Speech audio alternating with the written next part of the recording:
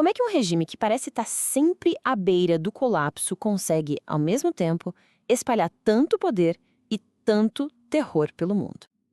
Pois é, esse é o grande paradoxo do Irã moderno. E nesta análise a gente vai tentar desvendar exatamente isso. Uma nação completamente dividida entre uma repressão brutal contra o seu próprio povo e uma estratégia calculadíssima para sobreviver, não importa o que custe. E para a gente começar a entender essa história, a gente não vai olhar para mapas ou para tratados geopolíticos, não. A gente começa com um grito. Um grito que ecoou pelo mundo todo: mulher, vida, liberdade. Um verdadeiro hino que nasceu de uma tragédia, mas que acabou virando o símbolo de uma revolta popular. Tudo por causa da morte de uma jovem.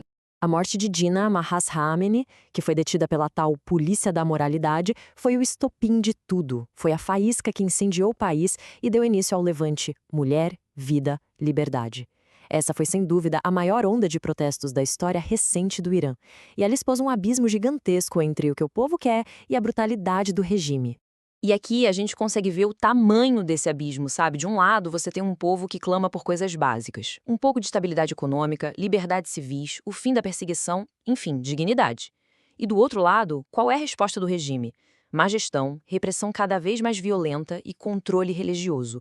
É literalmente a colisão de dois mundos dentro de um mesmo país. Bom, então fica a pergunta, né? Como é que um regime que enfrenta tanta oposição assim dentro de casa consegue continuar de pé? A resposta, infelizmente, está numa arquitetura de repressão muito bem montada, sofisticada e, claro, extremamente brutal, feita para calar qualquer voz que ouse discordar. Esse regime se apoia em alguns pilares, todos construídos na base do medo. O judiciário, por exemplo, não está lá para fazer justiça. Ele virou uma arma política. Forças de segurança, como a Guarda Revolucionária, agem com liberdade total, sem consequências. E, para completar, eles usam leis de propósito vagas, com acusações como inimizade contra Deus, que podem transformar qualquer um em criminoso e levar à pena de morte. E os números são de arrepiar. Mais de 500 pessoas mortas, incluindo dezenas de crianças. Não dá pra gente achar que isso é um acidente. Isso é uma mensagem. É o regime deixando bem claro que qualquer oposição vai ser esmagada com força letal, sem a menor hesitação. E o terror não para nas mortes, vai muito além. Relatos que foram documentados por organizações de direitos humanos descrevem o uso sistemático de tortura e de violência sexual. Isso não é um caso isolado, é uma política de Estado. É uma ferramenta para quebrar a resistência dos prisioneiros e para aterrorizar o resto da população. E aí a gente chega num ponto que parece não fazer sentido, né? Como é que um regime tão frágil por dentro consegue ser tão agressivo do lado de fora? A resposta é que essa agressão toda não é um sinal de força. Na verdade, é uma estratégia desesperada de sobrevivência.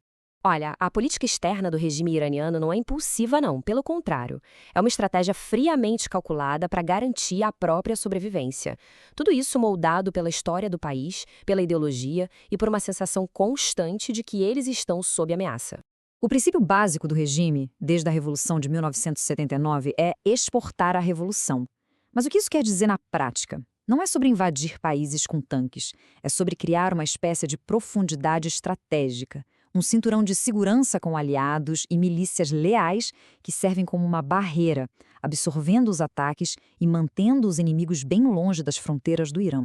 E essa mentalidade defensiva toda não veio do nada. Ela nasce de um trauma histórico muito profundo.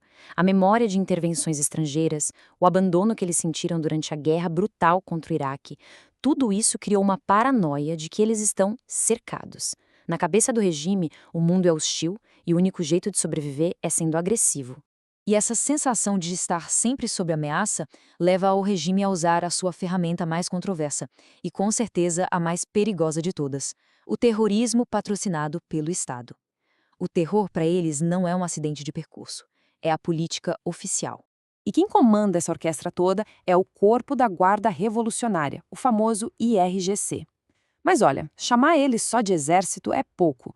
O IRGC é um império econômico, um poder político imenso que financia operações secretas e terroristas com total autonomia. Eles são, na prática, um Estado dentro do próprio Estado. E o IRGC não age sozinho. Ele tem uma teia de grupos espalhados por todo o Oriente Médio, que eles gostam de chamar de eixo da resistência. Do Hezbollah no Líbano até os Houthis no Iêmen, cada um desses grupos é uma peça nesse tabuleiro geopolítico. Eles permitem que o Irã lute suas guerras por controle remoto, desestabilizando os rivais e mantendo o caos bem longe de casa.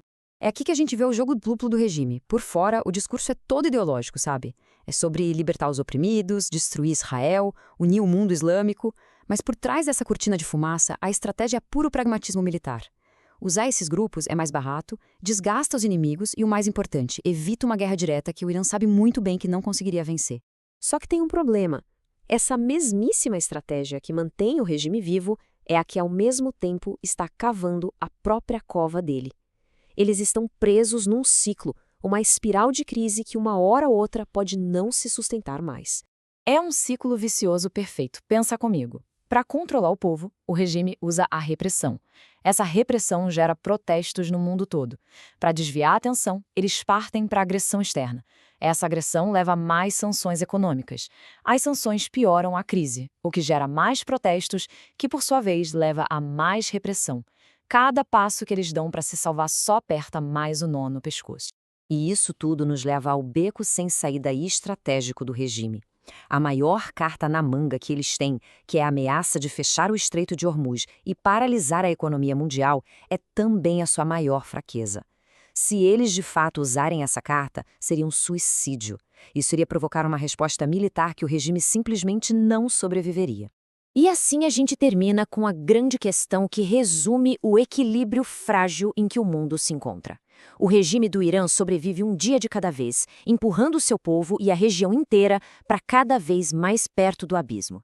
A pergunta que fica e que afeta todo mundo não é se alguma coisa vai quebrar, mas o que vai quebrar primeiro: o controle do regime ou a estabilidade de uma região inteira.